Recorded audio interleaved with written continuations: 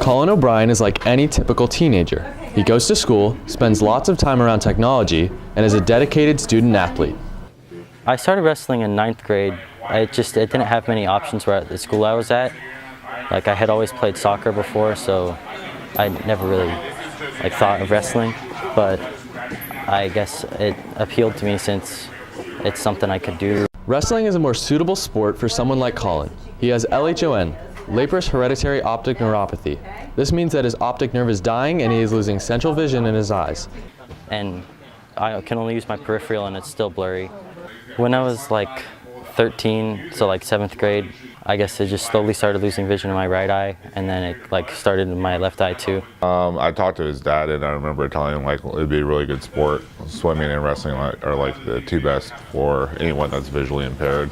So I was happy that he wanted to do it. Most people can't imagine going through their day without sight, but Colin never misses a step. I mean, my vision's good enough to where I don't think I have too much problems. I mean, I guess the first couple weeks was a little bit difficult. I'm really good at the arm bar, I guess. They call it the O'Brien bar. Basically what's called an arm bar or chicken wing, where you hook someone's arm from on top and then you run their shoulder into their ear and circle around their head. And it's pretty painful, and he's really good at doing it. He's now taking honors classes, he's doing well, and he's working very hard to be independent and get to where he can be on his own and finish out his high school career without somebody helping him out. His teammates see him as a true competitor. He's just one of the guys on the team, and everyone treats everyone the same for the most part. So, there's no one notices that he's, has the handicap that he does. His main goal this season is to get my varsity letter. I had a positive record last year, but to keep that going would be pretty good. Colin has and always will continue to overcome any obstacles in his way. For WROR-TV, I'm Nevada Colin. There's been a noisy culprit swarming around the trash cans of Oviedo High School, and many students haven't been too happy about that. One time I was trying to eat a sandwich, and some bees flew out from the garbage cans, and it landed on my sandwich, and it just was marching around on it like it was his. And so he just screwed up my sandwich, and I wasn't able to eat it again. Every time I walk by the trash cans, there's 20 bees swarming in each one of them. And one time I was waiting after lunch, and a bee followed me around for 15 minutes, everywhere I went. He was my new friend. A lot of the complaints I get are, again, just based on the swarms that are around the trash can. In my 6 years here, it's been an issue a couple times a year. It really is determined by the weather. Though the bees are an inconvenience on campus, they are very important to the outside world. Bees pollinate at least 70% of our crops, and at least a third of the food we eat has been pollinated by bees. The importance of bees is often overlooked due to the annoyance they cause. The increased use of pesticides has caused a decrease in the bee population by 44% over the last 2 years, even though it may not seem like that on campus. More and more people are planting less flowers, an increase in use of pesticides. And in fact, pesticide use is much greater and provides more of a problem in the urban environment because homeowners are not as regulated or monitored, as trained as to how to use pesticides. So often it's easy to use pesticides incorrectly, which causes a lot of problems for all kinds of insects. The potential misuse of pesticides in neighboring communities, coupled with a limited supply of flowers, could be a reason why bees are attracted to our trash cans. Bees would be more attracted to the flowers instead of our garbage, because that's kind of the point. We're trying to increase the bee population by giving them more to pollinate, and that also benefits us because we benefit from the pollination of bees. To colony collapse is beekeeping, and beekeepers are a good alternative, to trying to raise bees, to trying to keep them going. To keep bees on our good side, we could plant more flowers and put up bee feeders, because while bees are considered nuisance, they're beyond important. I just love them. They're really, really cool. Bees are friends. They help us so much, and they don't do it for thanks.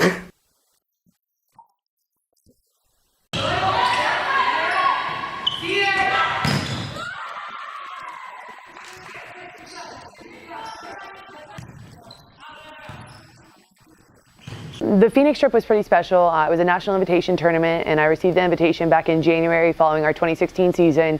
I was beyond excited to get it. I wanted to do everything in my power to make it happen for this team because I knew we were going to be able to compete at a high level this year. And that's exactly what we did when we went out there. We played some of the country's best volleyball teams, and it was just an incredible experience to get us pushing and raising the bar for what we're capable of.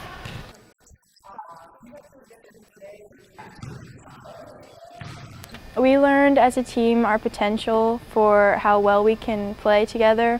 I think Phoenix was definitely a high point from our season.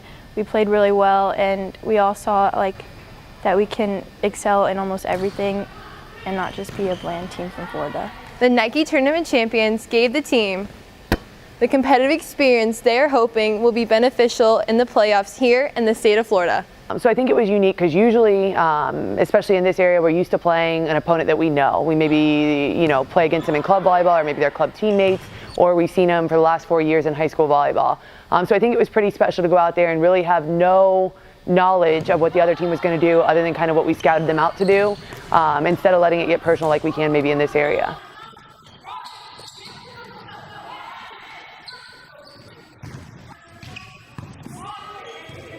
This season we're definitely trying to add more positivity into we're playing and have a lot more energy and have a lot more fun on the court.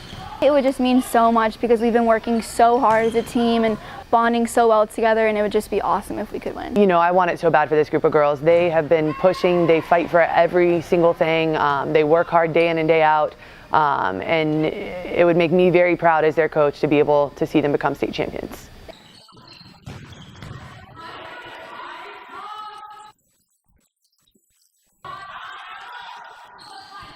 After 3. 4. Do you have $4? What's the next thing after 4?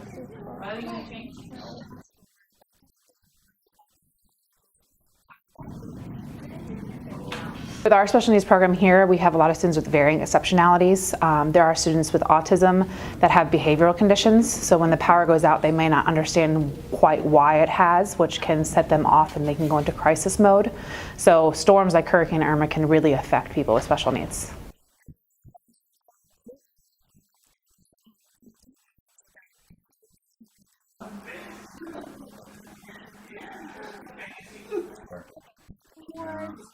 Which one's your favorite? We serve 6 individuals with intellectual disabilities, including autism, in community residential homes, just like the one we're in front of today. And when the hurricane struck, all of our homes lost power. So the individuals in the home, they need assistance in activities of daily living, they need assistance with maintaining their room, clothing maintenance, they need assistance, they have deficits in coping skills and social skills. And when the power's out, those deficits oftentimes are magnified. Tainted Corporation is raising money for generators like this one to help prevent future fatal injuries and to prepare for hurricanes to come. Had prepared a variety of things we prepared for the hurricane. It's starting with we have emergency water at each one of our homes, we have emergency food supply, flashlights, some of those basic kinds of things. And then we have a few generators that we have had that we can move from house to house if there's a power outage. But with the hurricane came, all of the homes lost power. We coped the best we could given the situation. During the hurricane it was very difficult because the house was hot. You couldn't see very well. The guys were frustrated. You really couldn't function very well. There was a lot of stress because there wasn't any power. When I think about Craig and David and Mike and are just examples of some of the individuals we support, and the idea that they went in during a hurricane or some sort of power outage, the idea that we can provide an environment that would be safe, and would promote dignity.